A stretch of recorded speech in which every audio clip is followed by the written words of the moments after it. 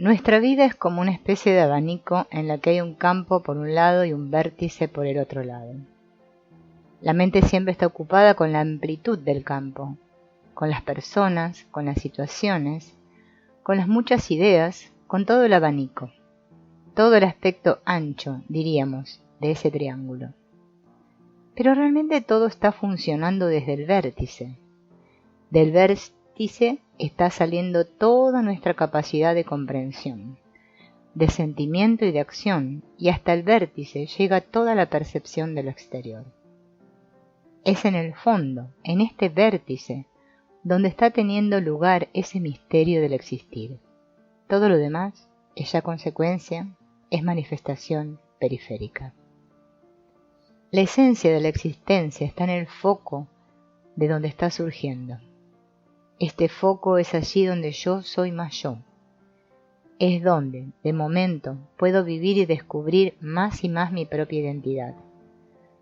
De hecho, no es solo un foco, sino que es un eje en el cual hay un centro mental, un centro afectivo y un centro de energía. El objetivo de la realización es descubrir quién soy yo. ¿Por qué es tan importante descubrir quién soy yo? Habiendo tantas cosas, tanta gente, tantas cosas importantes, y Dios y el universo, tantas cosas que nos han dicho que son tan importantes. Pues descubrir quién soy yo es lo más importante, porque absolutamente todo lo otro se deriva de esto.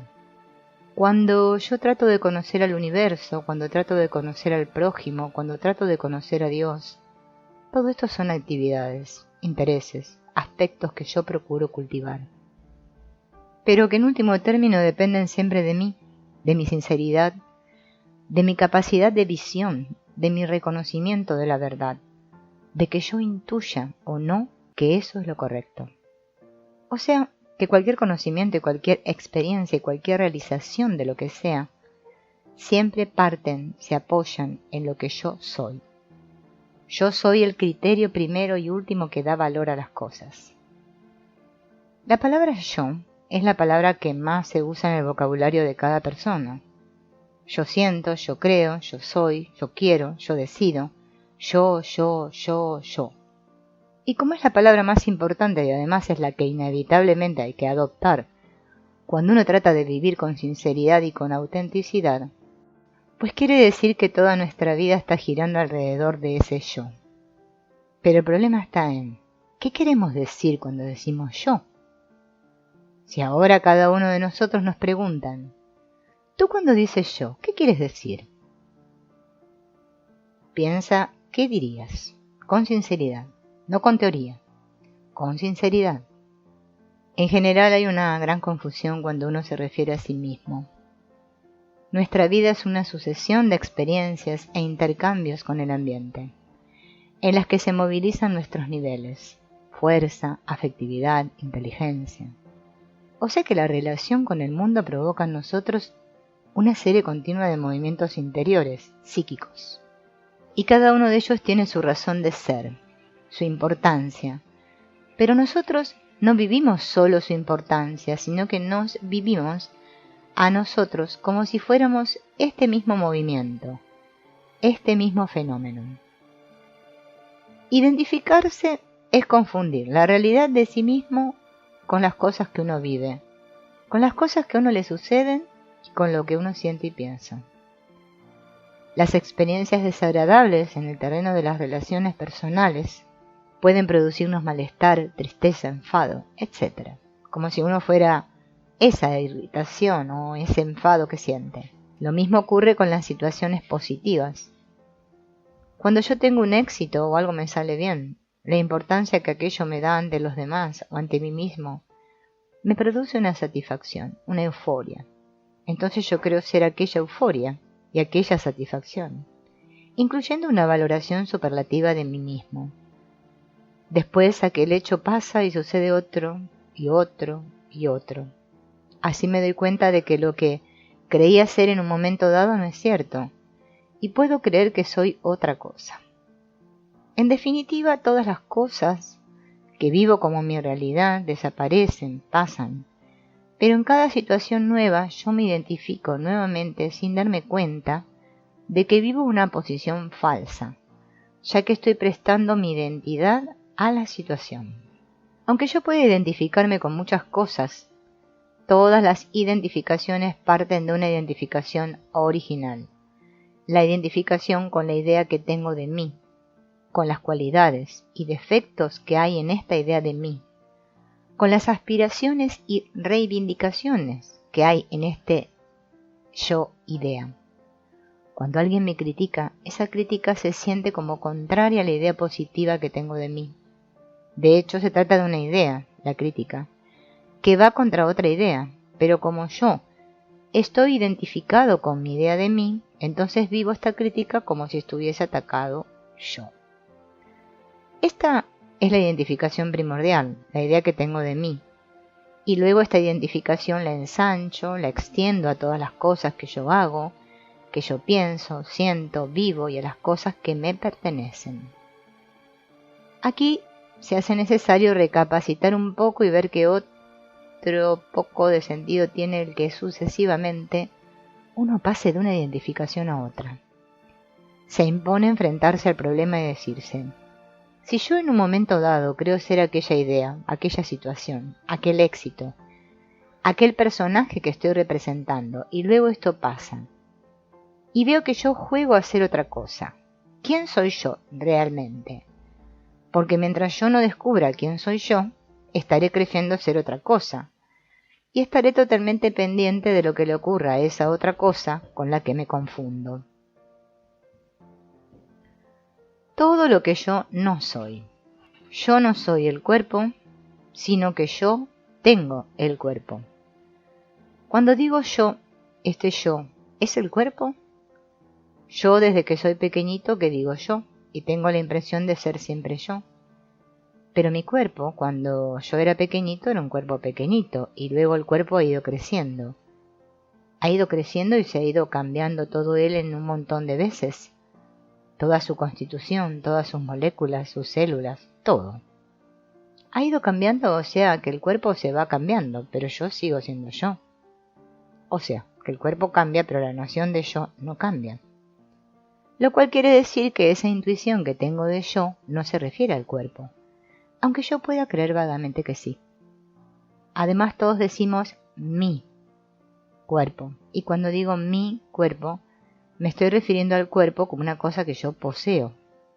Al decir un adjetivo posesivo, yo y lo que poseo, yo y mi cuerpo. Por lo tanto, yo soy distinto del cuerpo. El cuerpo es algo mío, no soy yo. El cuerpo está sujeto a una serie de variaciones y a través de los años va cambiando toda su condición celular, todo su tejido, y no obstante yo sigo siendo yo. El cuerpo es algo que pasa, se transforma, y yo soy el que estoy dando vida y animando el cuerpo. Él me sirve de instrumento físico para toda expresión en el nivel material, pero yo no soy el cuerpo. Pero al estar confundidos con el cuerpo, cuando éste está mal, nosotros creemos estar mal. Si el cuerpo está disminuido, creemos ser menos, y entonces la mente y la afectividad se crispan sobre el malestar o la deficiencia, y esta crispación no hace más que fijar, prolongar o agravar la dolencia física. Yo no soy mis sentimientos y emociones. Entonces, si no soy el cuerpo, ¿qué seré? Quizás seré todo mi mundo de sentimientos, emociones y aspiraciones. Cuando yo examino, veo que ocurre igual. En un momento dado tengo unos sentimientos, en otro momento tengo otros totalmente distintos. Y hay otros momentos en que tengo la impresión de no tener ningún sentimiento. Y en cada caso soy yo que tengo sentimientos. Soy yo que siento esto o siento lo otro o no siento nada.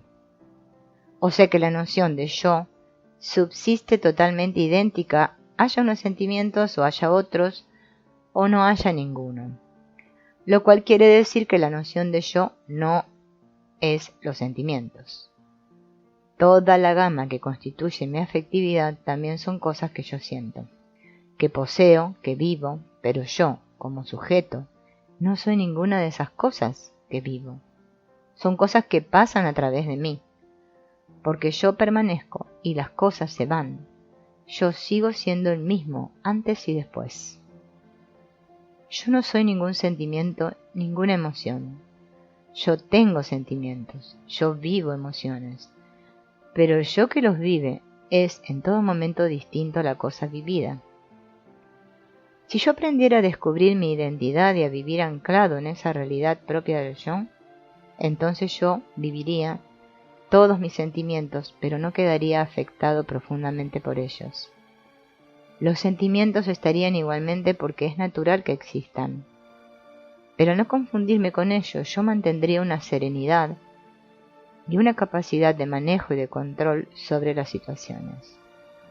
Yo viviría más auténticamente, más de acuerdo con la realidad de mi propia identidad.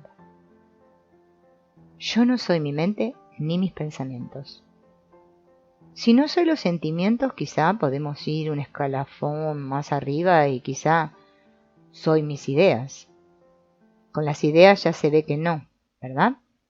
Con las ideas ocurre lo mismo. Ahora tengo unas ideas y luego tengo otras. Acepto unas creencias, luego acepto otras, luego no creo nada. Yo no soy ninguno de los movimientos de mi mente. Mi mente piensa constantemente, maneja imágenes e ideas y elabora juicios. Pero soy yo quien maneja la mente. Antes, durante y después del proceso pensante, yo siempre soy el mismo. Yo soy el sujeto que está detrás, y precisamente porque no soy ninguno de los pensamientos, por esto puedo seguir pensando y puedo dejar de pensar y seguir siendo el mismo. Pero cuando los pensamientos tienen una vinculación con el pensamiento básico de mí mismo, el yo-idea, entonces yo me confundo con mis pensamientos y surgen las preocupaciones, las obsesiones, y una idea adquiere el carácter de una realidad total, como si aquello fuera lo más importante, cuando de hecho un pensamiento solo es una representación de algo, no es ninguna cosa en sí, es como una fotografía de algo, no es el algo, del mismo modo que la imagen de una persona no es la persona. Mi identificación con las implicaciones que una idea o imagen tiene conmigo hace que yo viva aquello como si tuviera la máxima realidad, como si se tratara de mí mismo, de mi yo, en lugar de ser una cosa mía. En todo momento soy yo que siento esto, que creo, que acepto estas ideas u otras. Yo, la noción de yo, subsiste entera, idéntica, completa a través de todos los cambios o alteraciones de las ideas y creencias. El yo que piensa son mis ideas, mis opiniones, yo y mis opiniones. Por lo tanto, esta intuición que tenemos innata del yo no es el cuerpo, no son los sentimientos, no son toda la gama emocional, no son las ideas, ni todos los procesos y elucubraciones de lo que es mental. Entonces, si no somos el cuerpo, si no somos nuestro mundo afectivo, si no somos nuestro mundo mental, ¿qué queda? No queda nada. Yo soy sujeto, no objeto. En otro orden de cosas más profundo, nuestros pensamientos, nuestras emociones y nuestras sensaciones físicas se tratan de vehículos de expresión. Tanto mi cuerpo como mi afectividad o mi mente son importantísimos, pero son instrumentos, no son yo mismo. Yo no soy ninguna de las cosas que puedo ver o sentir o pensar. Yo no puedo ser nada que sea un objeto para mi conciencia, porque yo estoy al otro extremo de la conciencia. Soy el sujeto que ve, soy el sujeto que vive. No soy el objeto percibido, sea externo o interno. Yo soy el que no se mueve. Soy un centro de conciencia inmóvil alrededor del cual va desfilando todo. Pero yo me confundo, me identifico con cada cosa que desfila. Nuestra conciencia es un fluir, pues tan solo registra cambios. En ella no hay estabilidad, hay el fluir. El buscar la estabilidad en la conciencia es un error. La estabilidad está en el ser. Veamos un esquema en 3 planos. Reconozcamos la no conciencia como conciencia, pues lo es, pero sin objetos. La conciencia es omnipresente. En efecto, el yo es no cosa. No cosa quiere decir que no es ninguna cosa, de todo lo que llamamos cosa. Toda nuestra experiencia está hecha siempre de aspectos afectivos, de aspectos físicos o de energía y de aspectos de inteligencia. Pero ninguno de estos aspectos, ni todas sus combinaciones, no son el yo. El yo es no sentimiento, es no cuerpo, es no idea. El yo es una negación de todo esto. El yo es un vacío, aparece de momento como un vacío. Lo que pasa es que es una pura esencia, y esta pura esencia para nuestra mente y nuestra experiencia habitual aparece como si fuera de momento una oscuridad, un vacío, una ausencia, no una presencia. Si hay una posibilidad de descubrir qué es ese yo, ha de ser solamente estando atentos al vacío, estando atentos al no cuerpo, al no sentimiento, al no idea, estando atentos al silencio. Silencio, vacío, oscuridad, inmovilidad, es decir, a todo lo que es no fenoménico. Fenoménico quiere decir toda aquella cosa que produce una constatación, una experiencia en la conciencia. Entonces, el yo es no cosa, es no experiencia, es no fenómeno. Por lo menos por ahora lo vemos como una pura negación de todo. Uno es algo y es algo que está más allá de todos los algos, y el único medio para llegar a ello es a través del silencio total. No es a través de pensar mucho en él, no es a través de sentir esto o lo otro, no es a través de hacer lo que sea. Ahora este yo, que no es nada, que no es ninguna cosa, que de momento aparece como vacío, como negación, como oscuridad, como silencio, de este yo surge todo, porque este yo es el potencial. Y de ahí surge toda capacidad de conocer, de sentir, de actuar. Pero claro, el potencial no es la capacidad actualizada, y nuestra experiencia está hecha de fenómenos actualizados, de fenómenos concretos. El yo es la fuente de donde surgen estos fenómenos, pero no es ninguno de ellos. El único medio que tenemos para descubrir este yo es a través de soltar todo, absolutamente, lo que es experiencia, conocimiento, y quedarnos atentos, despiertos, presentes en el vacío, en el silencio, en la oscuridad, en la inmovilidad. Una vez se llega a conocer, a descubrir, a realizar este yo, está todo realizado. Porque todo lo que puedo llegar a vivir no es nada más que un aspecto particular de lo que yo soy. Todas las experiencias posibles en el cuerpo físico, todas las experiencias posibles en la vida afectiva, todas las experiencias posibles en el campo mental, no son nada más que actualizaciones y aspectos parciales de lo que es este yo, de lo que es el ser central que soy. Por lo tanto, es una nada de iniciación, es una nada que es exactamente la fuente de todo. Una fuente que no depende en sí de nada más. Entonces, tenemos que investigar dónde tú te sientes tú. Piensa que todo aquello de lo que tú eres consciente es para ti objeto de conciencia. ¿Sí o no? ¿Lo ves claro eso? Entonces, todo aquello que es objeto de conciencia no es el sujeto.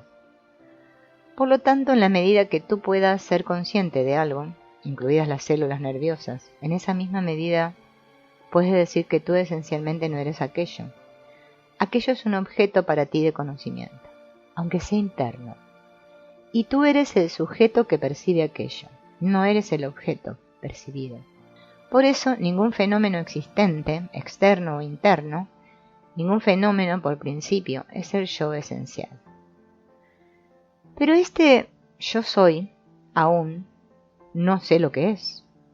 como solo vivo las manifestaciones de este yo, o sea, mis experiencias y mis facultades, me parece que si le sucede algo al contenido de mis experiencias o a mis facultades, entonces yo quedaré negado, disminuido o que me ocurrirá algo malo. Si yo pudiera desprenderme de esta constante identificación con cada cosa que ocurre dentro o fuera de mí, yo me daría cuenta de que este yo es el verdadero sujeto de cada acto que vivo en cada momento y no puede ser afectado por nada. Pase lo que pase, yo seguiré siendo yo, en mi profundidad. Solo cuando vea claro que estoy equivocándome constantemente en mi actitud, al tomarme yo mismo por mis cosas, solo entonces estaré motivado para tratar de descubrir quién soy yo realmente. Si no veo claro que estoy funcionando mal, no buscaré funcionar bien. Si no veo el problema, no buscaré la solución.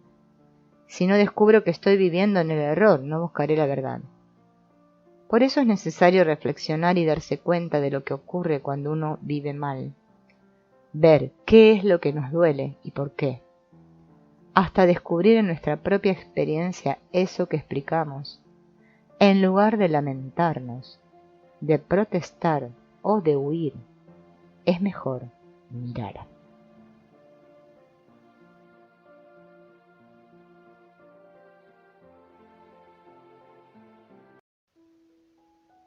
Somos un potencial que la vida nos empuja a actualizar y que en la medida en que cumplimos esta demanda y actualizamos nuestro potencial, nos desarrollamos objetiva y subjetivamente.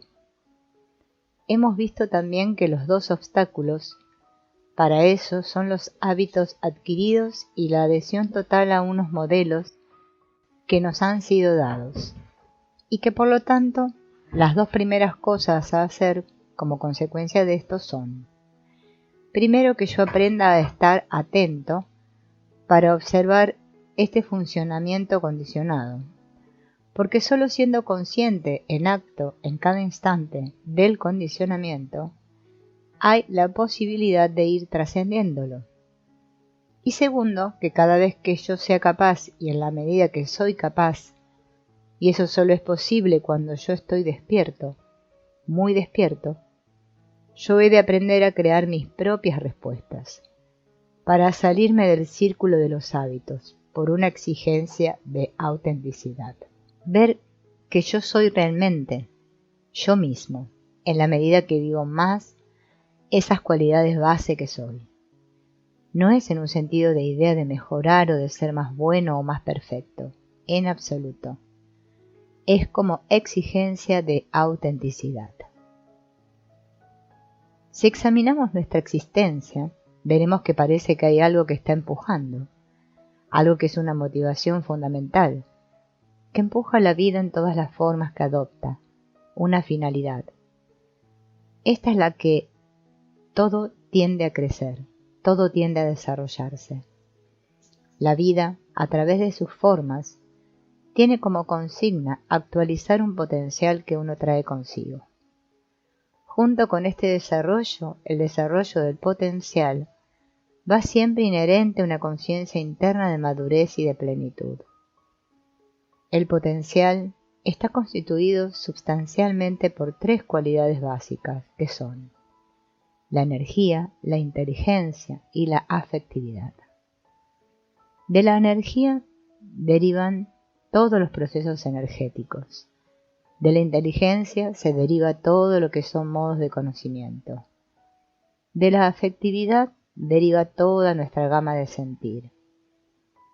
De estas tres cualidades fundamentales, en sus interrelaciones, se construye toda la complejidad de nuestra vida anímica.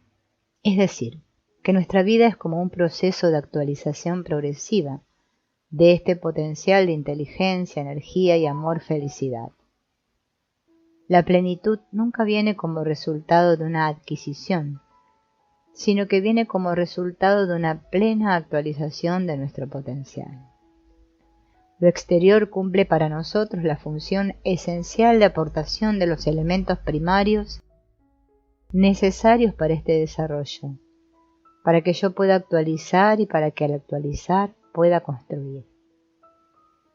Lo exterior es el surgimiento de materia gracias al cual lo que es mi facultad básica se convierte en algo concreto, se construye. No puedo vivir otra plenitud que la que es consecuente a mi capacidad de comprender, de amar y de actuar. La respuesta que yo soy depende de mí, la puedo crear yo. Por lo tanto, puedo ser dueño de mis respuestas, y es precisamente esta respuesta la que me desarrollará, la que me actualizará. No tengo ningún otro modo de llegar a un desarrollo de algo si no es mediante el ejercitamiento de ese algo, mediante el ejercitamiento activo. Nada puede sustituir a este acto de presencia. Yo soy exactamente la resultante de lo que he ejercitado, ni más ni menos, como ser concreto. Nuestra vida está construida sobre una creencia totalmente distinta. Nuestra vida está construida sobre la creencia adquirida de que son las circunstancias y las personas que me rodean las que hacen que me sienta feliz o desgraciado. Hemos edificado nuestra vida sobre la creencia de que es el exterior que me está dando o quitando felicidad, plenitud, etc. Mientras yo esté esperando que los demás me den, habrá siempre una manipulación de los demás para conseguir que me den afecto, que me den seguridad, que me den energía. Y cuando yo estoy empezando a vivir directamente lo que soy, es cuando puedo empezar a abrirme a los demás de un modo auténtico, de un modo gratuito, sin una manipulación, sin seducir al otro. La existencia concreta está hecha solo de cualidades positivas, energía, inteligencia y amor, felicidad. Esto es la materia prima de la existencia y del ser humano.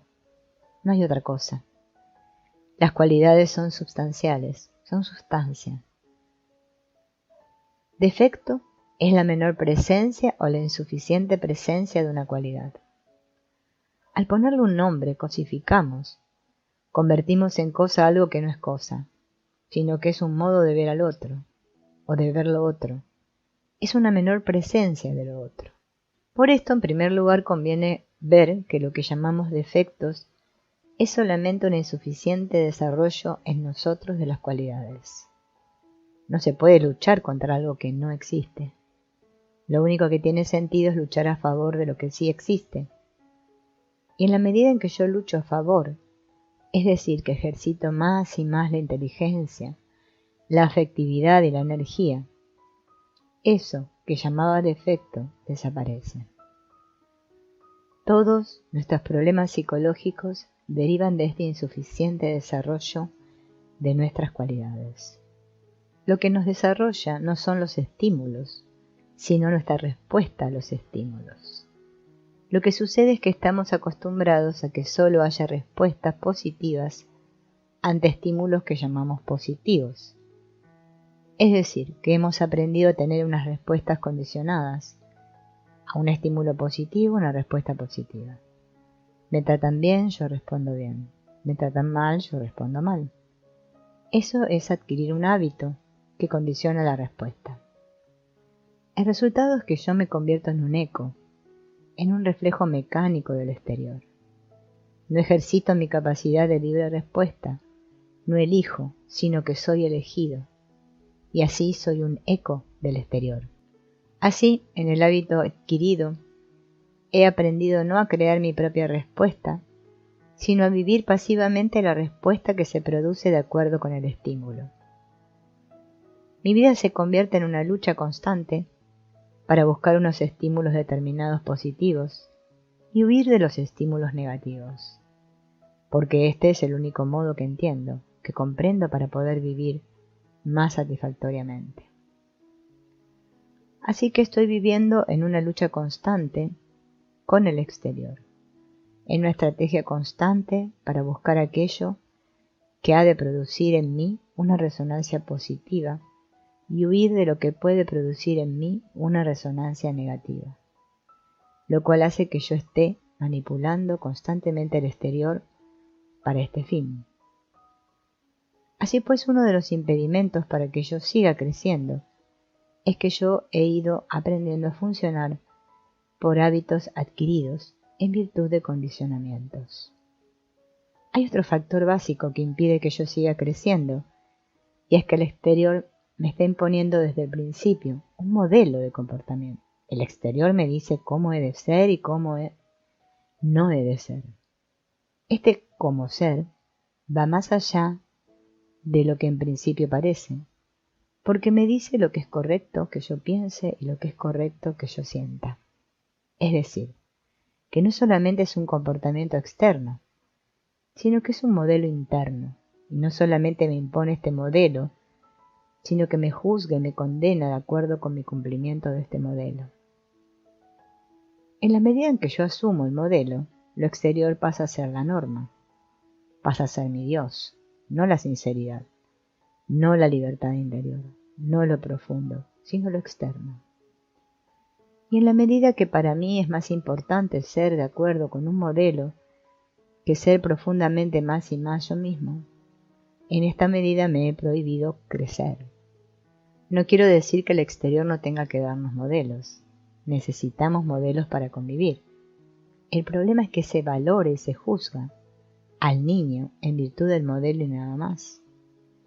Se hace del modelo el culto fundamental, de tal manera que el objeto de la llamada educación suele ser, en la práctica, que cada uno se comporte del modo que es debido. No que el niño viva más y más su autenticidad, su plenitud.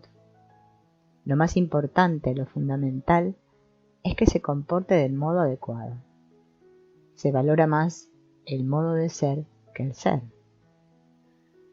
El aceptar modelos puede ser hasta cierto punto necesario o útil de cara al comportamiento exterior, pero el problema es que yo no vivo esos modelos de cara al comportamiento exterior solamente, sino que me los creo y entonces los vivo en relación al vivirme a mí mismo. Es decir, estoy identificado con los modelos y me confundo con el modelo. Estos dos factores, el modelo impuesto y el culto al modelo y los hábitos adquiridos o conducta condicionada, son los dos factores principales que están impidiendo que uno siga creciendo en inteligencia, en energía y en afectividad. Por eso, teniendo nosotros la posibilidad de ser una plenitud como seres concretos, estando destinados a poder vivir una plenitud encarnada, generalmente estamos viviendo una frustración encarnada. A medida que fuimos creciendo, nos fuimos situando en el sector más exterior de la mente, y así nos desconectamos del fondo, donde está nuestra propia fuente de energía vital, y por lo tanto nuestra conciencia de seguridad como ser concreto. Por eso ahora exigimos del exterior. Queremos que el exterior nos dé seguridad, que nos dé felicidad, que nos dé la información que hemos de aceptar. Al desconectarnos del fondo, nos hemos instalado en la mente externa y convertido a esta mente en un centro artificial. Cuando niños, al desconectarnos de nuestro fondo, más o menos alrededor de los 3 años, comenzamos a proyectar al exterior lo que corresponde al fondo. El niño ya desconectado de su fondo, ese fondo de donde podría surgir la respuesta natural, óptima a cada situación, está viviendo en su centro artificial. Entonces el niño se encuentra sin soporte central y sin soporte exterior, y por unos momentos se encuentra totalmente aislado, desconectado, en una soledad total. Este estado se llama angustia fundamental, y esta angustia es triple porque está funcionando en cada nivel. Hay una angustia mental porque él creía que actuando de un modo tenía seguro: si yo soy bueno, me querrán.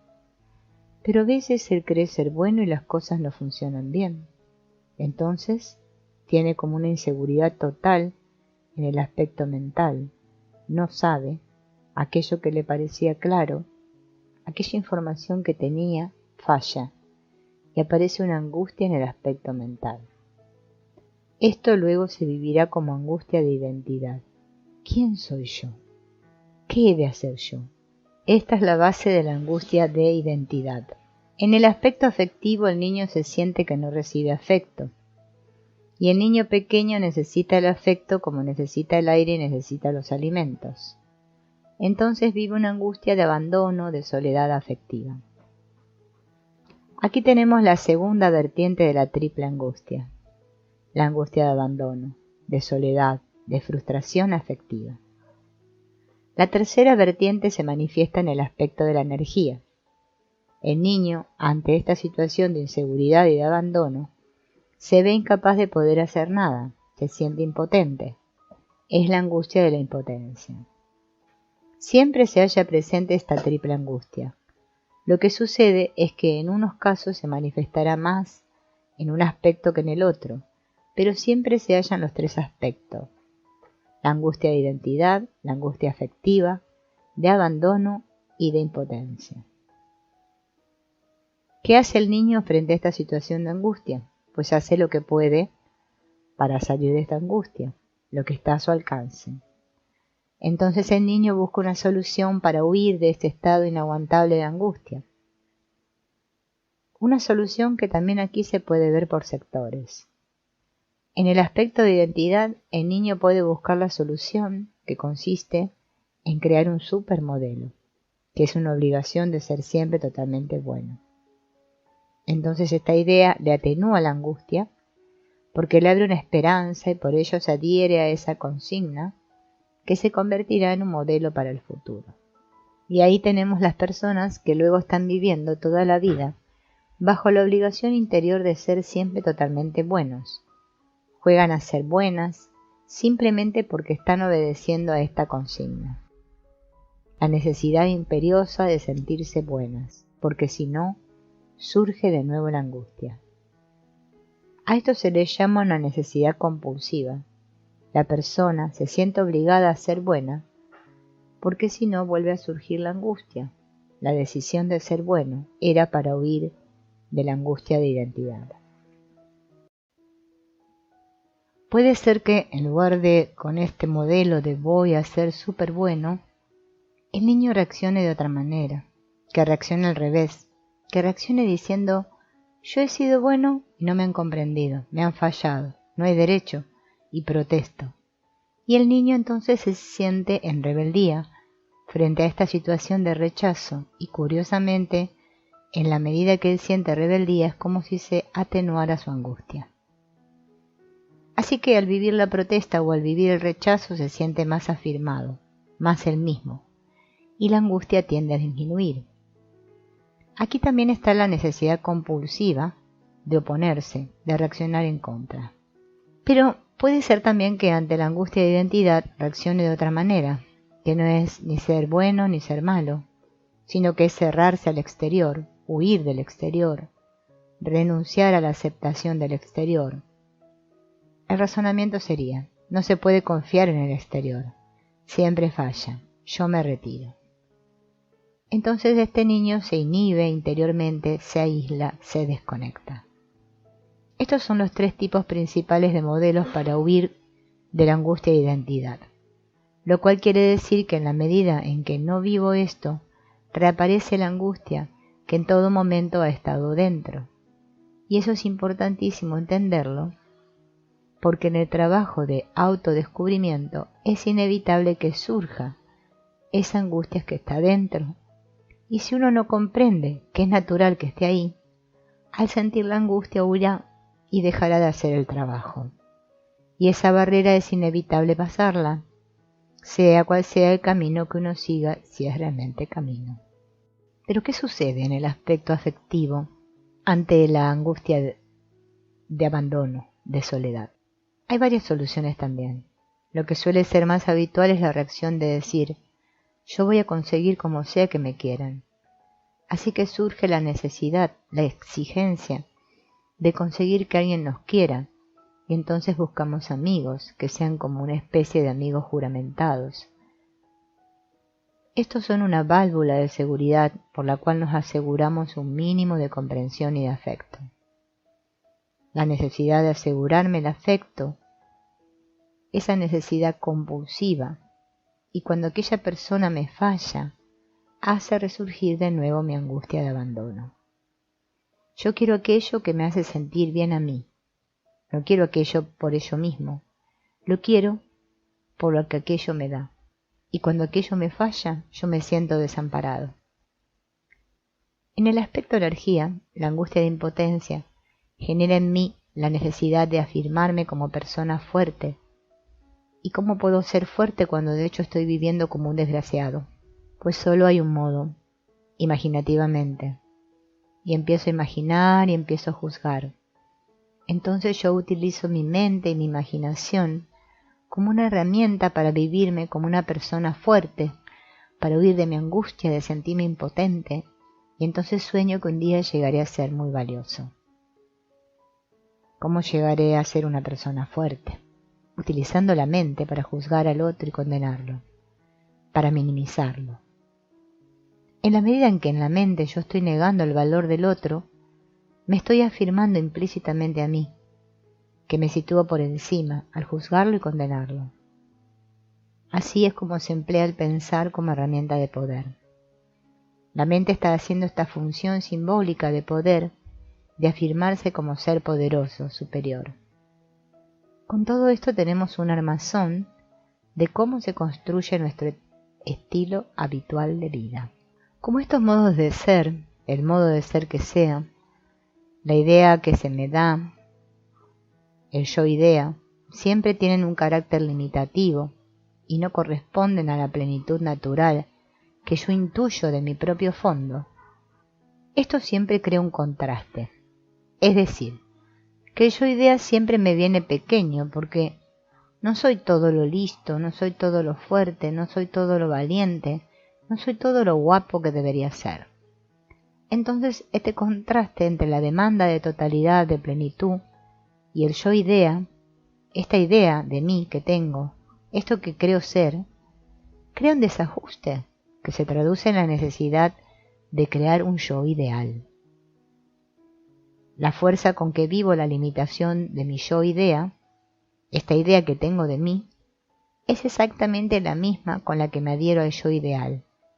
La misma fuerza que me hace rechazar el yo no valgo es exactamente la que se convertirá en fuerza o necesidad de llegar a valer. El modelo ideal o yo ideal es siempre inverso al yo idea. Una cosa genera la otra, y eso se convertirá para mí en lo más importante de mi existencia. Así que el yo idea se proyecta hacia un yo ideal, y toda mi vida está construida sobre este eje, lo que en el fondo estoy creyendo ser, de mi infancia, que ha generado un ideal que será el sentido de mi existencia en el futuro. Yo necesito llegar a ser muy fuerte en la medida en que mi interior, en el yo idea infantil que está dentro, me sigo sintiendo débil.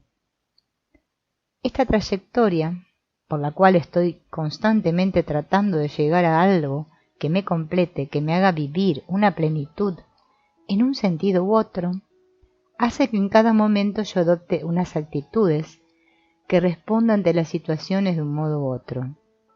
Todo ello está creando un estilo propio que le podemos llamar el personaje, que uno está representando en la vida sin darse cuenta.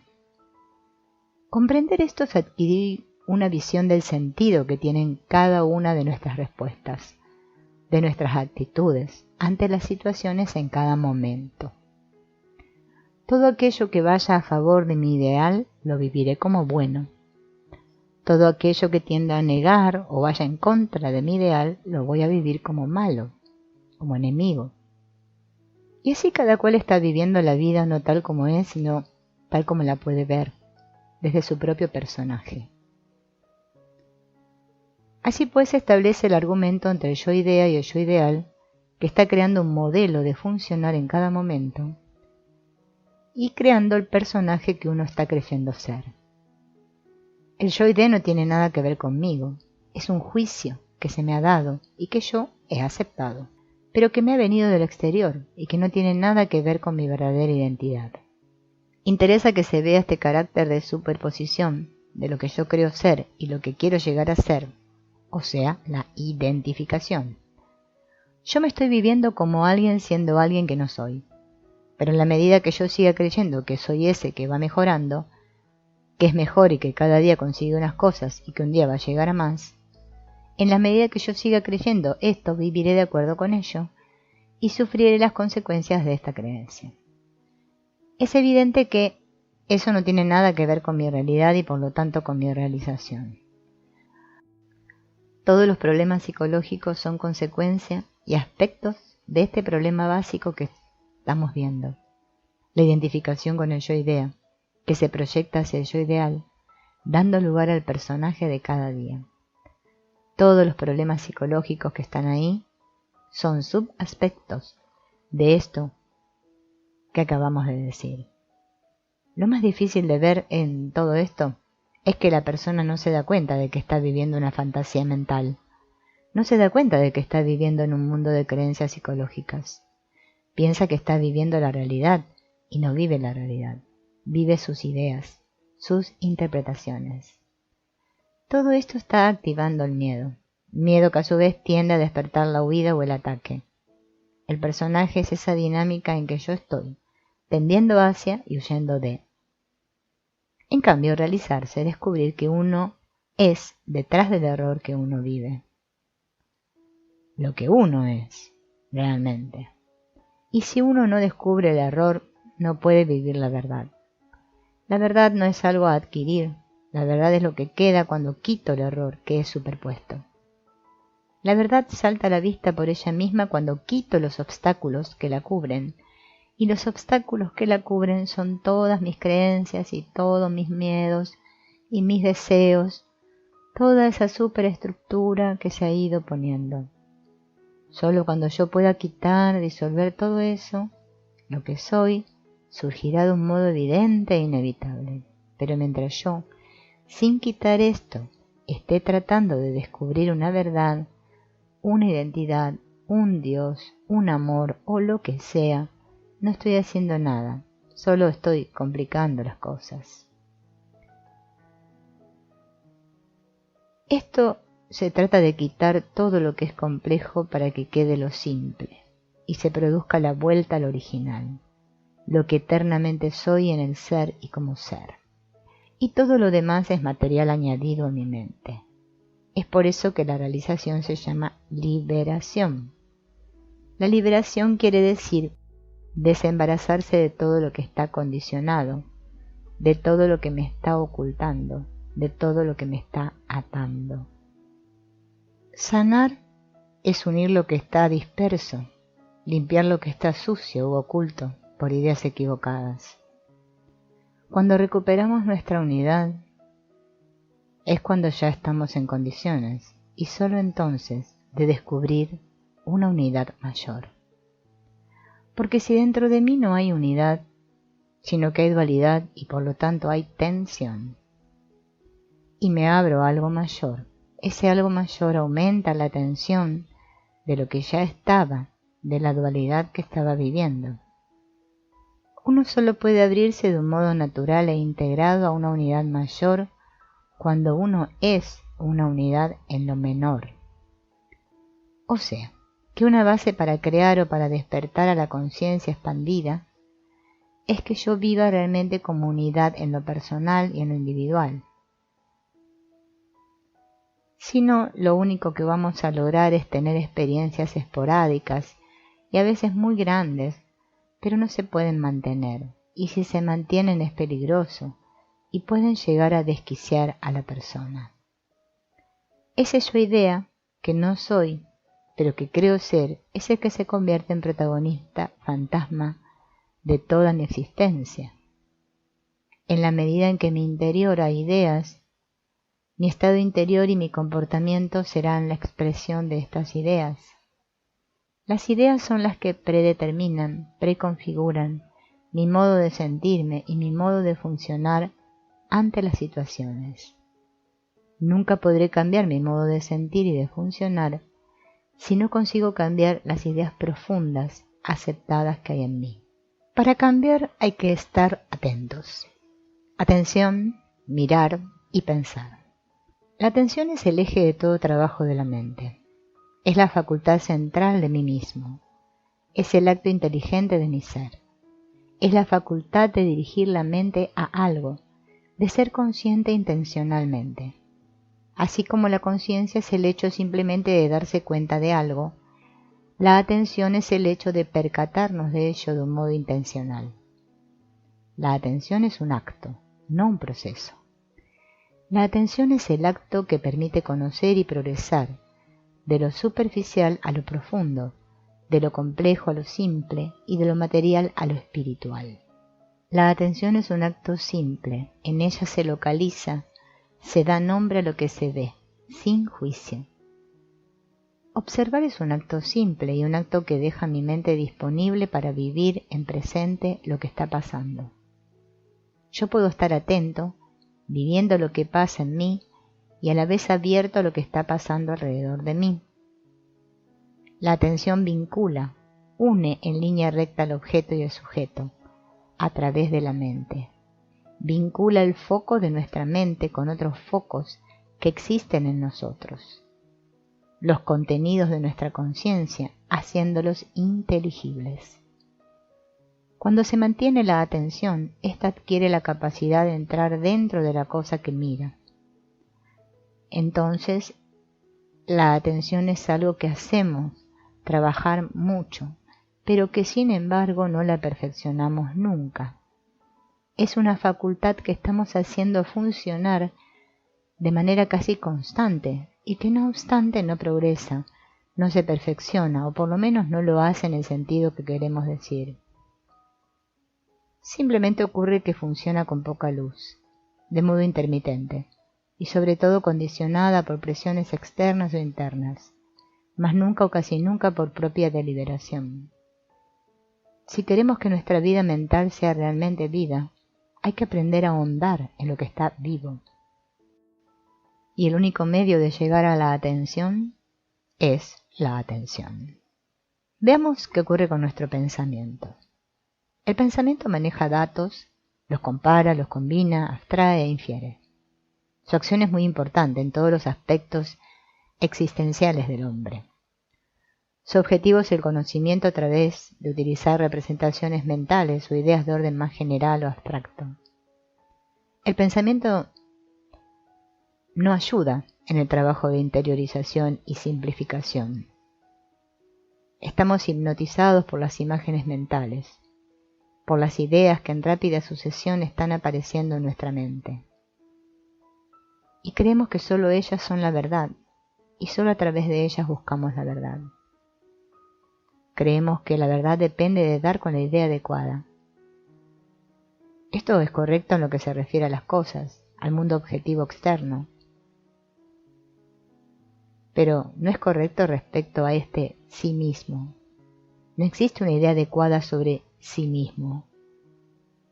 La mente puede tener verdades, pero la verdad del hombre es el hombre mismo. Todo él, incluida su mente. La mente no puede contener la verdad contiene la mente. La labor más positiva de la mente en relación al trabajo espiritual es alcanzar su neutralización, es decir, conocer su relatividad, su inadecuación para conocer la verdad espiritual.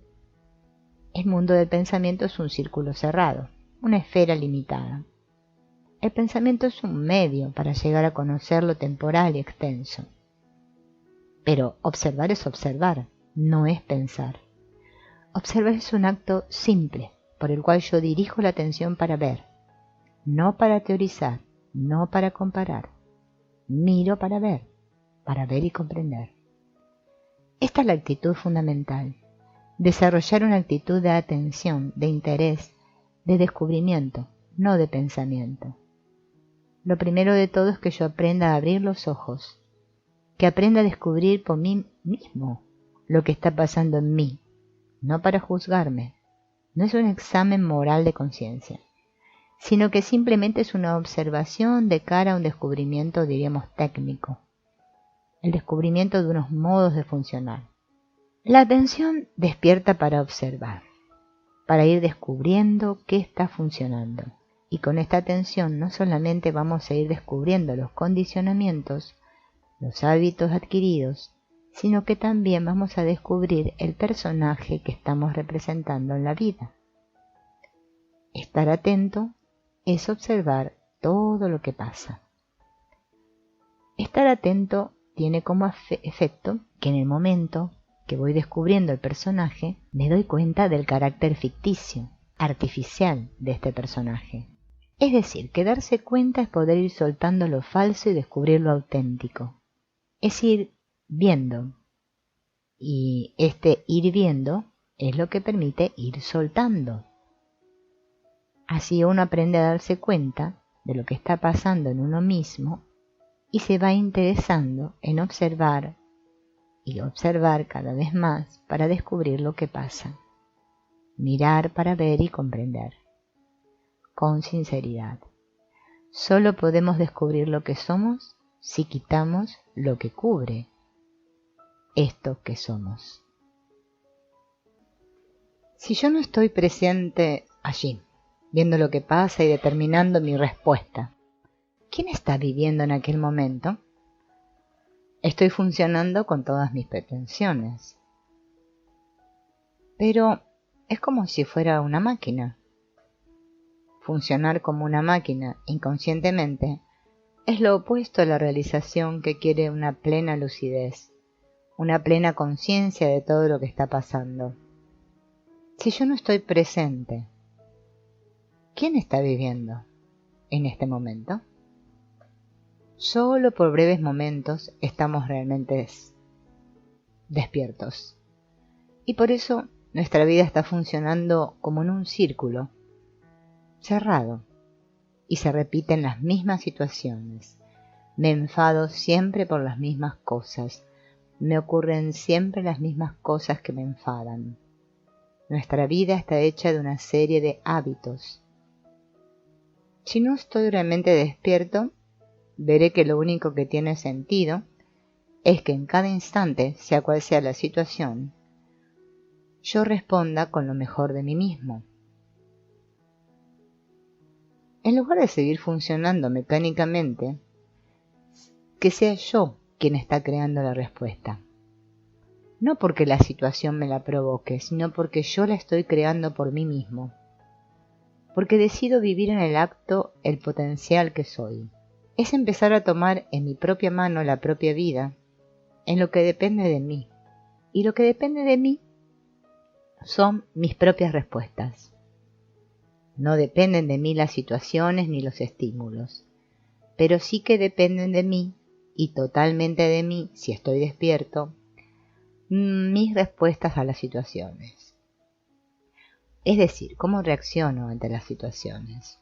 Esta actitud positiva está basada en la intuición de que yo soy, esencialmente, energía, inteligencia y amor-felicidad, y que por lo tanto mi vida tiene como sentido el actualizar esto en cada instante de mi existencia. No se trata de decir yo tengo amor e inteligencia, sino que yo soy inteligencia, amor y energía. No que tengo, sino que soy.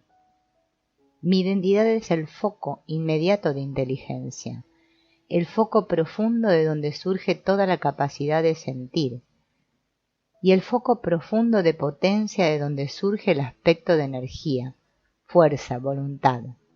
Y esto es lo que soy aparte de toda idea. La actitud positiva no se trata de una actitud activista. Se trata de vivir en contacto interiormente con nuestras cualidades centrales positivas. Esta conexión no depende de ningún hecho exterior. Se trata de que interiormente uno se mantenga todo lo activo y despierto, atento, que sea posible y exteriormente que la respuesta dada adopte la forma que se considere más adecuada. Otra cosa muy importante es descubrir el personaje, porque descubrir el personaje es descubrir el error en el que uno está metido, ese personaje que yo estoy creyendo ser. Es descubrir su perfil, su base, que es el yo-idea infantil, pero una base que persiste y descubrir su proyección, que es el yo ideal.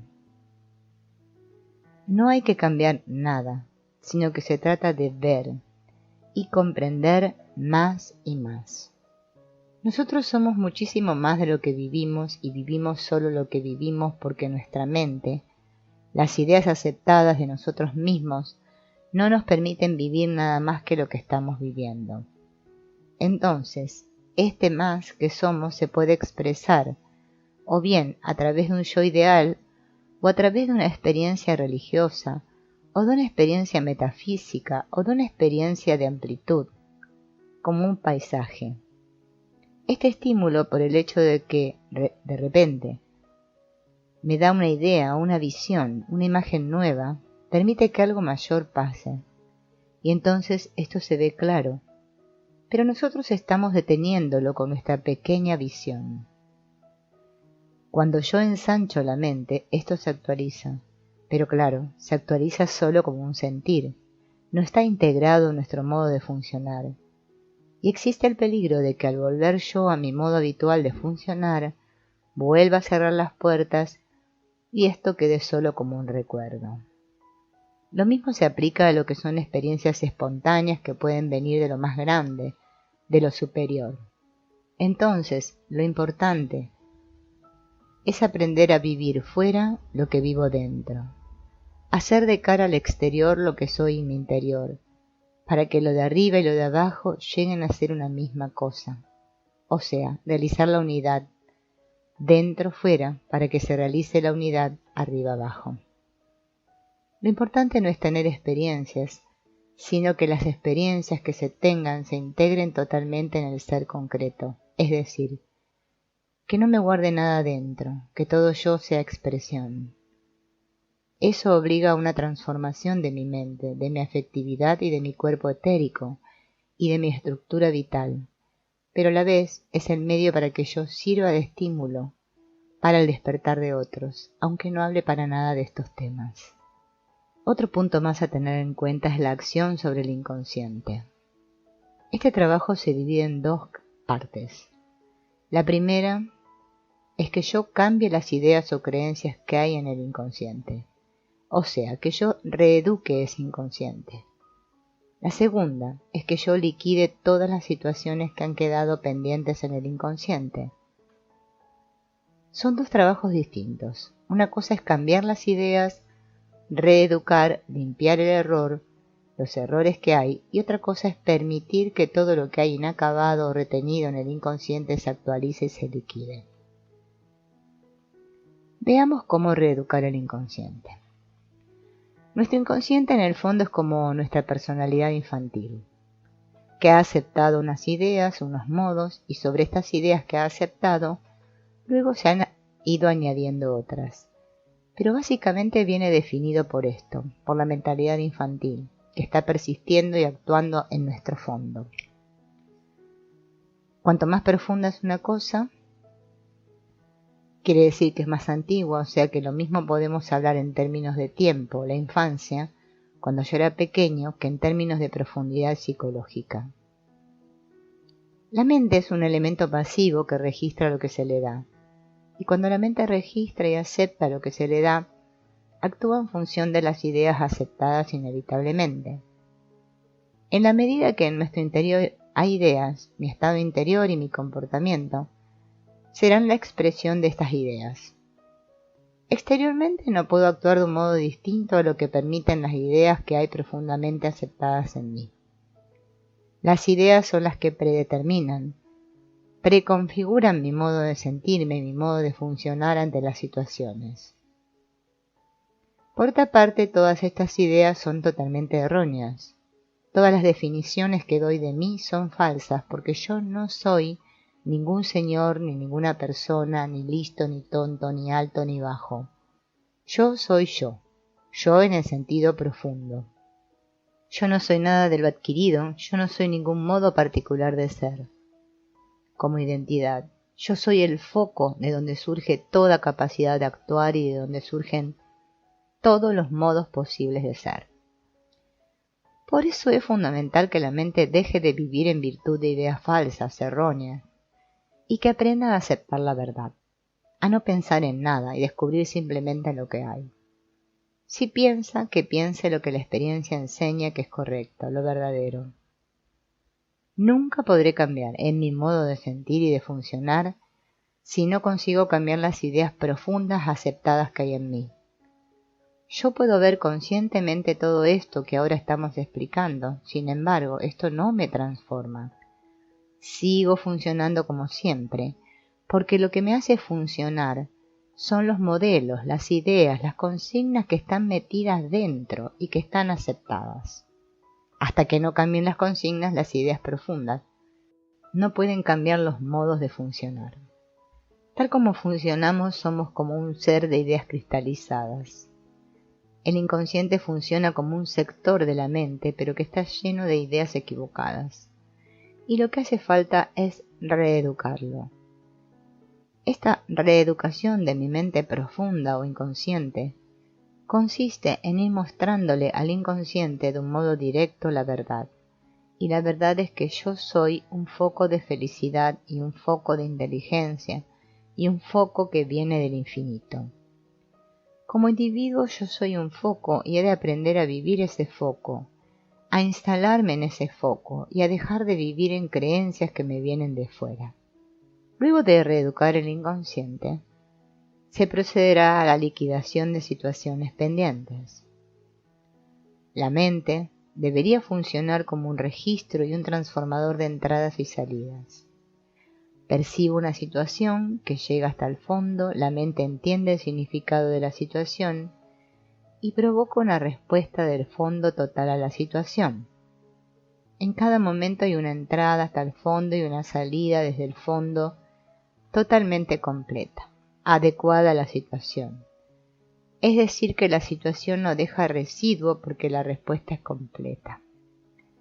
Pero, precisamente, el proceso en la infancia por el cual me adhiero a un modelo que trato de cumplir y luego me identifico con la idea que me hago de mí, hace que haya un montón de cosas que yo no puedo expresar o que trato de no admitir. Es decir, interviene una censura constante. Lo mismo de lo que viene del exterior que de lo que tiende a salirme del interior. De manera que lo mismo hay cosas que en el lenguaje corriente podemos llamar buenas, como malas, que han quedado dentro porque la censura no ha permitido que salgan, y eso hace que haya unas situaciones que han quedado interrumpidas, que han quedado a medio vivir, y esas situaciones a medio vivir están empujando desde dentro para acabarse de vivir, porque lo natural es la vida total. Se trata de que, viendo la necesidad de vivir toda mi verdad, en lugar de decir no a la situación, yo le diga sí.